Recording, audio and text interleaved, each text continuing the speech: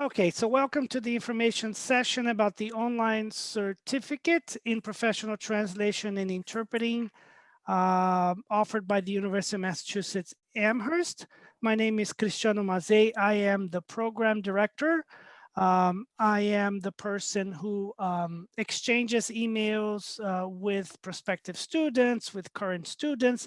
I am your advisor as well regarding the program. I want to show you quickly because I have a feeling that not all prospective students know that. But when you land in our main web page, let me see if this works. Um, this is our main web page with lots of good information about the program. There's a really cool video about graduates, people who have gone through the program and their experience, information about employment, salary, prerequisites, tuition, about our faculty, about our amazing Facebook page. But that is not our only web page. If you look on the right-hand side or the left-hand side, you will see that we have other pages, about 4 different ones. So if you click on this one, this will take you to the coursework page, and you will see the names of our courses, description of them. And if you scroll down, you will find lots of useful information. For example, our learning management system is Blackboard. How to prepare for an online class. We have very good tutorials that you can click here and visit. We have amazing short videos with information about how to successfully participate in the courses. And we also have an amazing short video here about what our online classes look like. Another video about how to enroll in our enrollment system, which is called Spire. So I'm going to scroll back up. We have a page about our amazing faculty members with bios and their email addresses. We have another page for seminars and events.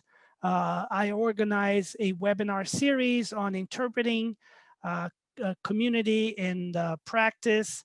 So we have different, and they're all recorded and made available for free for all of you to review, our students and also folks that are not our students. So make sure you double check those um, uh, that information.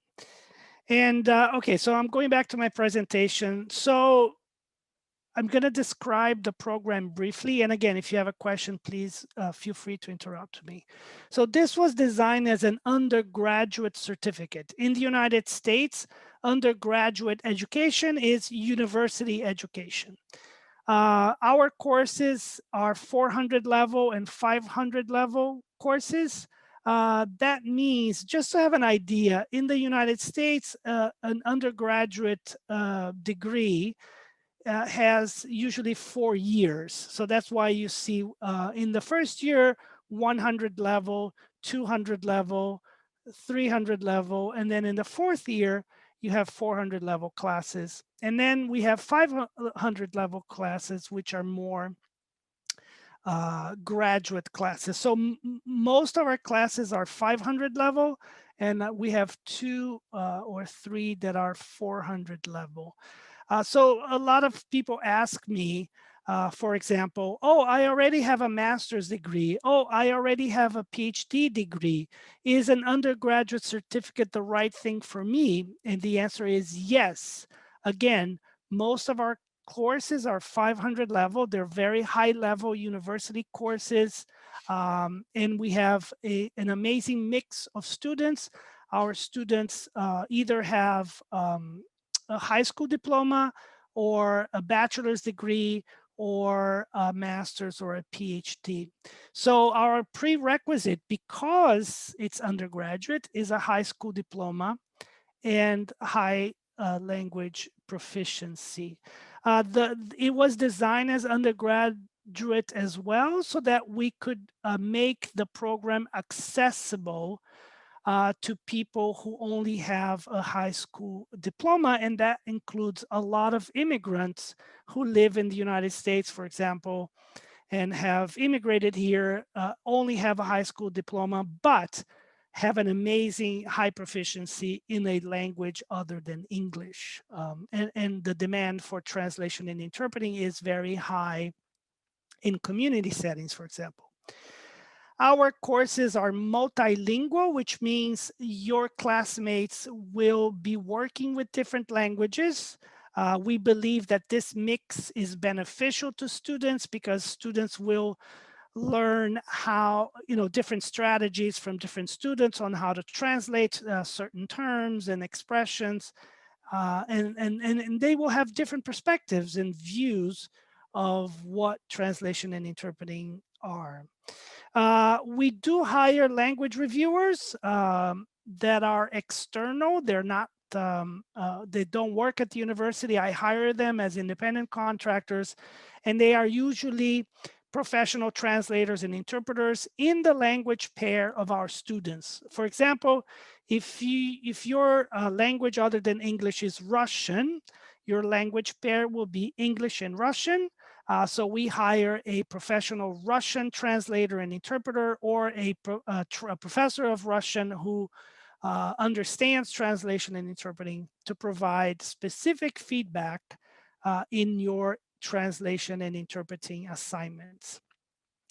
Our framework, our pedagogy relies a lot on this idea of self-assessment and reflective practice. So we are constantly asking our students to write a reflection on their performance. So they write a translation, they work on a translation, and then they write a reflection on it. They perform an interpreting assignment, and then they write a short reflection about it. And in that way, they are also self-assessing their own performance. That's why it's very important that when you apply to the program, your language proficiency is very high. We do not teach language in our courses. We teach the skills of translation and interpreting, which are different from language. One question that I get often from prospective students is, what is the difference between non-degree versus degree students? This basically means that in our university and many others, non-degree students are students who are pursuing short certificates. For example, they are not enrolled in our university seeking a degree, such as a bachelor's, a master's, or a PhD. That's the only difference. A non-degree means that you're seeking a short certificate or one course, and those courses are often offered online, and the registration process is much simpler as well as a non-degree. The courses are the same. They are faculty senate approved university credit courses. It's just that the naming is a little bit different. So sometimes students feel confused when they're filling out the registration and they don't understand what non-degree is. It just means that you're pursuing one course or a short certificate. Our certificate is 15 credits. This is how we measure courses in the United States. It's either units or credits. And most of our courses have 3 credits, but some of them have 2 and others have 1. So it's not that you're going to do 15 credits and then that equals 5 courses of 3 credits. It can be a different combination. Just make sure you're looking at that and you're tracking how many credits you have completed towards the certificate. A lot of students ask me, can I take more than 15 credits? Of course, you can take as many courses as you want to meet your individual needs for continuing education, for skills development, and so on and so forth. A lot of students ask me, how long does it take to complete the program? And the answer is, if you want to go a little bit faster, you can complete in 1 year. And when we say one year, we mean, for example, summer, fall, and spring. We are now beginning the summer term in the United States, and then we will have fall, and then we will have spring.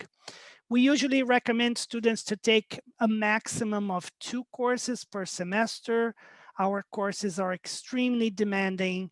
And if you are, imagine if you have a full-time job, you have personal and family commitments, taking too many courses is going to be a huge load, and you might not be successful. You can, of course, pursue more courses in one term, but again, it's going to depend on your individual work situation, your family situation, and so on and so forth. Another question that comes up is there a mandatory sequence? That which courses do I need to take first and second and third? And the answer is no. We have a suggested sequence, which you can find in our certificate guidelines, which is a document in one of our pages. But students actually can start from any point and any different combination of courses. Our certificate is flexible enough that you can build your own certificate with only the courses that are interesting to you. So we have a wide variety of different courses. Okay, quickly through the registration process. First thing you do is obviously you review the information on our web pages, and then you apply. You fill out something called New Student Form, which is a web-based form. It's very easy to fill out.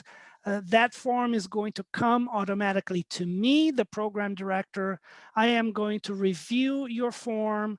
I'm going to assess your readiness to begin, and that includes checking if you have, at least a high school diploma or more, and checking your language proficiency, how high it is. If I feel that there's a need to ask more questions, I will reply asking more questions about your language proficiency and your education, and then you reply back, and we move back and forth. And then when the assessment is made that you are ready to begin, you will receive an email from me saying congratulations. And then there's a paragraph that will say, if you are new to the university, the first step is to complete the non-degree enrollment application to create a new student record on Spire, which is our course management system, and begin the enrollment process. I'm going to show you quickly what this looks like. So this will take you to this page. University Without Walls is a division of the University of Massachusetts that coordinates all online education. So that's why you will see coming from University Without Walls. And you have this web page, and as you scroll down, you will have different categories, how to enroll as a new student. And if you are a new student, that's where you need to click and move on in the registration process. Then a student ID will be generated for you, and an email address. And this is extremely important. The university from then on will begin to communicate with you via your UMass email address. They will no longer send you information to your personal email. As soon as you get a student ID and an email address from UMass, that's where the communication will be made through that address. And then you will receive an email that you're ready to enroll, and then you will have to add the courses on Spire, which is our course management system. And then we have an amazing program information assistant, which is Lori. Lori Knapp is here with us. And if you have any specific questions and you need assistance enrolling, Lori is the person to talk to. She will add to the chat box her email address and also her contact phone. Lori, if you could do that while we are talking about the program. The next slide is about tuition costs. How much do these courses cost and the certificate? There is going to be a fee increase this summer and in the fall. So what you're looking at is what the current fee is, what the increase will be in summer. This is going to be a phased increase. They will increase a little bit in the summer and then a little bit in the fall. For 400 level classes, which are undergraduate classes, 400 level classes, that is the fee for each credit. So if a course is 3 credits, you have to multiply this by 3. For 500 level classes, which are considered graduate classes at our university, you multiply this, if it's a 3 credit, by 3, if it's 1, and that's you will get to a combination. So from now on, I think students should expect to spend about 8,000 total for all the 15 credits and all the different courses that you take. Students ask me, do I have to pay it all at once? No, you only pay for the courses you take each semester. For example, if you only take one course in the summer, you will pay for one course. And then question about financial aid. The short answer is there is no financial aid available for short certificates in U.S. universities. There's obviously financial aid available to bachelor's degree, master's, and PhD, but not for short certificates. And for those of you connecting from overseas, financial aid is only available to US citizens. Financial aid involves federal loans, private loans, and a combination of all of those. There is one scholarship available for our students in the online courses that you should check out. It's called the David A. Cole Scholarship. And it's very clear here.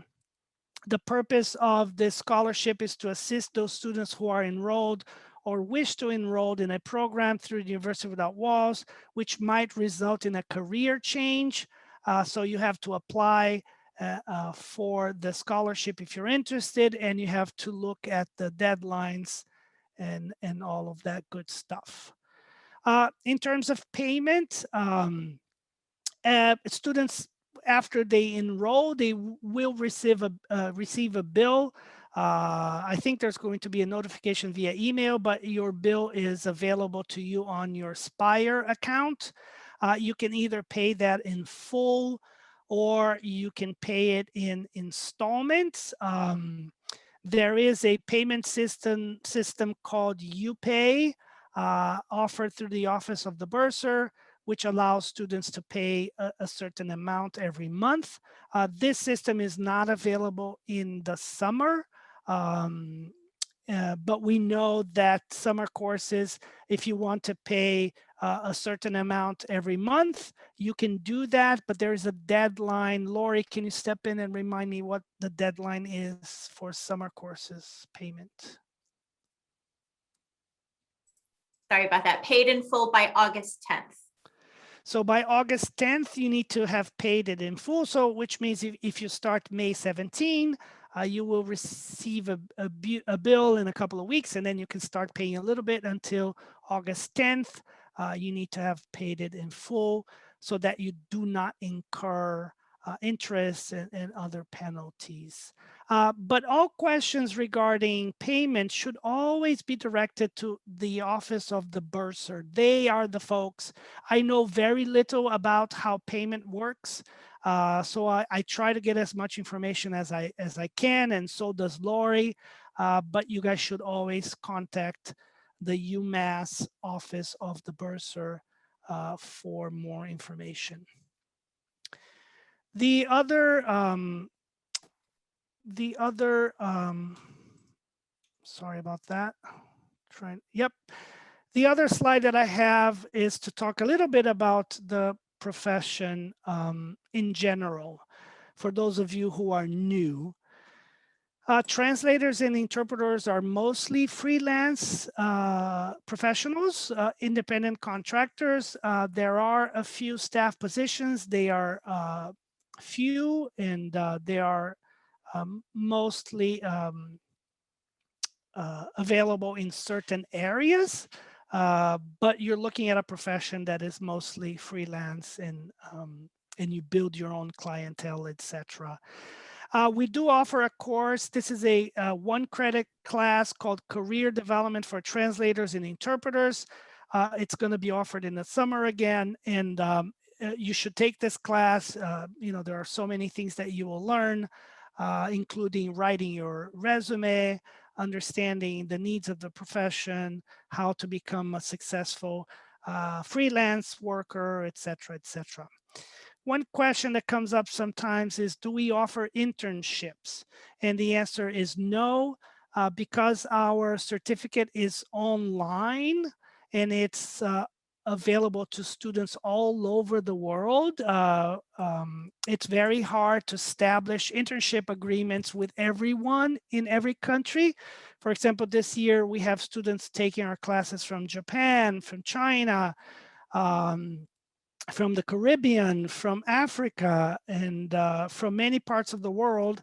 And it's very hard to create those internship opportunities and agreements for everyone. And then we in the career course, you will hear about volunteer opportunities and how to go about, you know, securing volunteer opportunities and stuff. And our faculty members, our professors are always going to guide you if you have questions about that as well. In the course, you are also going to hear about professional associations and the importance of belonging to one. You will find that they are very useful in networking, connecting you with opportunities and for work and how to start, etc. For example, the American Translators Association has a mentorship program that members can tap into. If you want to start working, you may be connected to a mentor, and that is an amazing opportunity. The other slide that I have is a question that I get all the time. What is the difference between certificate and certification? So in general, a certificate is a certificate of education, a certificate of training, a certificate of attendance. You will never become certified after taking a course. If you are seeking certification, you will have to take an exam from an independent body, independent from the university, because it would be a conflict of interest if you studied with us and took an exam with us and thus become certified. Certification needs to be offered by independent bodies. Just think about nursing. In the United States, when nurses go to school, they come out with a certificate or diploma that they completed their studies. If they want to become a certified nurse, registered nurse, they then have to take the Board of Nursing certification exam. So it's similar in that way. Here is a list of certification exams that are available in the United States. So for written translation, for translators, the American Translators Association has one. In certain language pairs, it's not all of them. It's a very competitive exam. It's very rigorous, but also very prestigious. Once you become certified, you can add that to your resume, and there's a directory online too, and people, you know, your clients come to you more and seek certified translation. That gives a credential that makes clients feel comfortable hiring you. It's one evidence that you are qualified. Then there's one in the US State Department, which is by invitation only. And they do that for languages that are in high demand. But in the United States in general, anyone can be a certified translator. All you need to do is add this sentence to the end of the document, and you say, I, Cristiano Mazzei, am competent to translate from Portuguese into English, and I certify that this translation is true. So when you add that information at the bottom in the United States, that becomes a certified translation. It's very different from other countries. I know that in my native country of Brazil, in order for you to become a certified translator and interpreter, you need to take a state exam. For example, I myself, I am a certified translator and interpreter from the state of Sao Paulo. So it's a little bit different from country to country. For interpreters, the US State Department also has exams available, and it's by invitation only. Only for high demand languages. You contact them, send them your CV, and then they look at your CV and your experience, and they might invite you to an exam. In the United States, the courts require certification exams.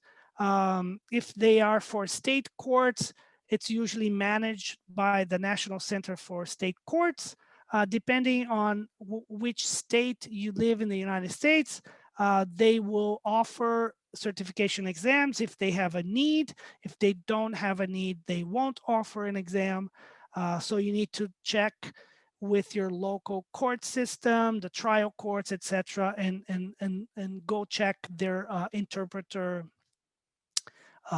services webpage and find out when the next exam will be offered. There are not exams in all language pairs again, so that's important to keep in mind.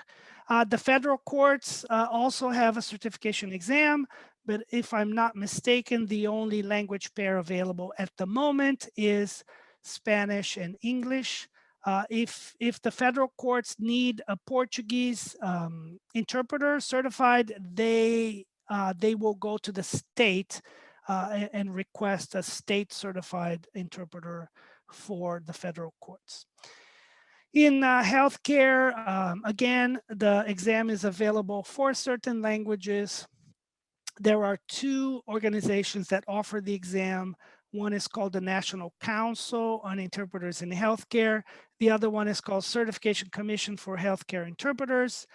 Again, it's not offered to all language pairs, but for example, the Certification Commission also offers a certification exam for languages for which they don't have the interpreting skills. For example, in my case, Portuguese and English, they don't have a Portuguese-English exam, but I can apply and take the exam called Core CHI, which involves knowledge of medical terminology and knowledge of code of ethics and standards of practice for interpreters.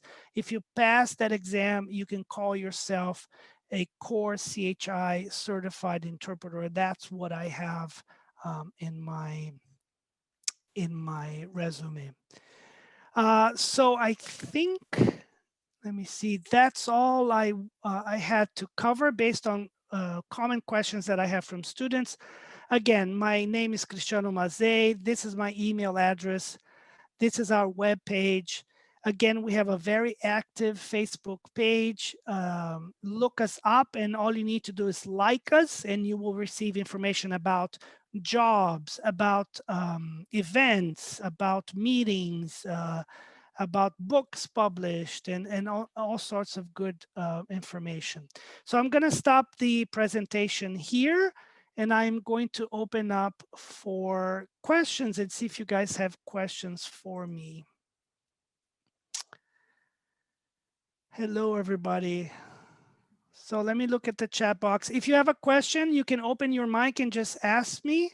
But let me go through the chat and see if there are questions here. Oh, Hi. one question. Let me just go through the chat and I will get to you in a minute. The question is, online will be mentioned in the certificate. No, in your official school transcript, you will see the words certificate in professional translation and interpreting. The word online is not going to be there. The other question is, if I take the certificate program, would that then count as 12 credits towards the bachelor's? Yes. Our division, University Without Walls, offers a bachelor's degree. It's the only bachelor's degree in translation and interpreting that is multilingual in the entire United States. And our certificate is the concentration. So yes, you take those, and if you don't have a bachelor's degree, you want to pursue one, you apply to the bachelor's degree and you carry all those credits over. Our credits are also transferable to other institutions. If you want to pursue another degree or something else in another institution, you can transfer those credits, but it's important to remember that the decision to accept the credits always lies with the receiving institution. So it is the program or the institution that's going to say, yes, we will accept them, or no, we won't. Somebody asked, will 501 ethic, translation, interpreting ethics and standards will be offered in the spring?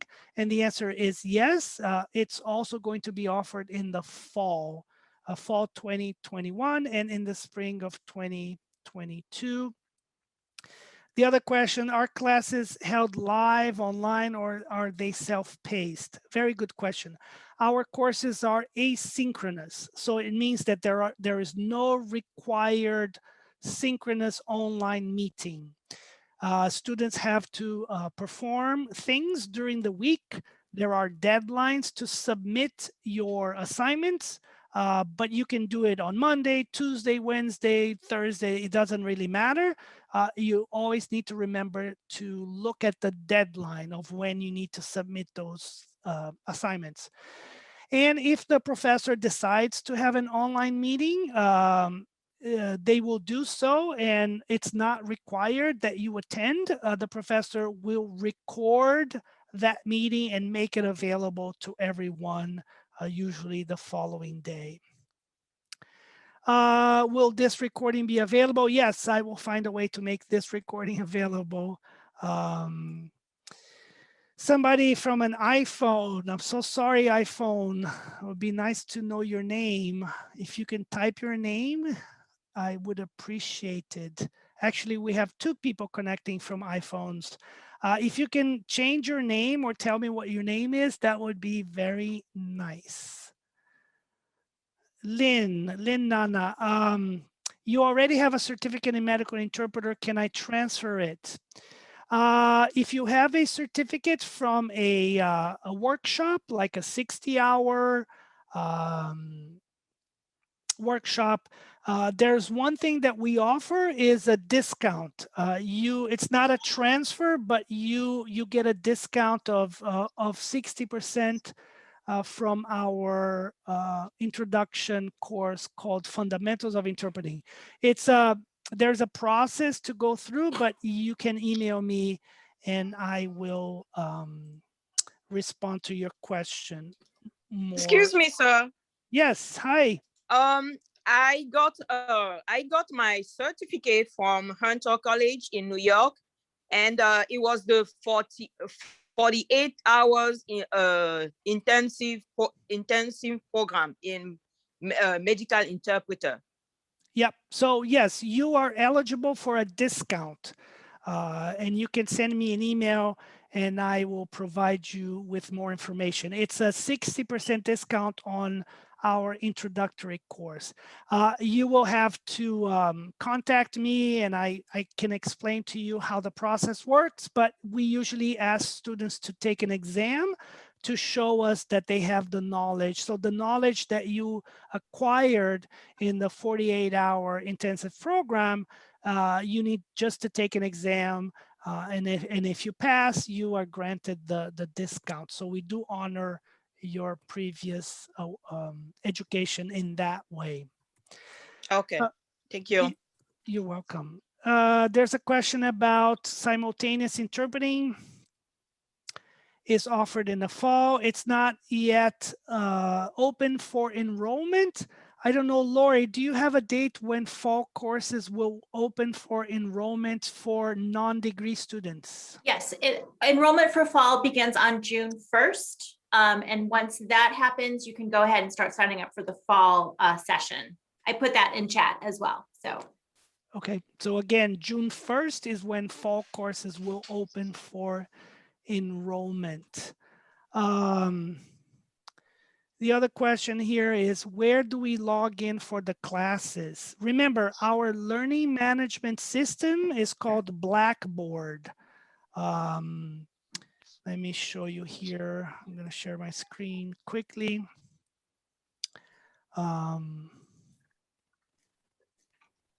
Okay. In one of our pages, the coursework page, you will find a paragraph that talks about the learning. So here are the course descriptions, etc. And then learning management system, how our learning management system is Blackboard. And there's a link here that will take you to Blackboard. And I'm going to add the link to the chat as well. So that's where the courses will be. And then any estimate as to when Complete 551 will be available. Complete 551 will not be available for the next 3 years because I am the professor of that course and I'm taking on a new role in the dean's office as of fall. But Complete 551 is being replaced by 2 or 3 courses that we have, which is the same content. 551 is being replaced by audiovisual translation, which is 513. It's replaced by career development, which is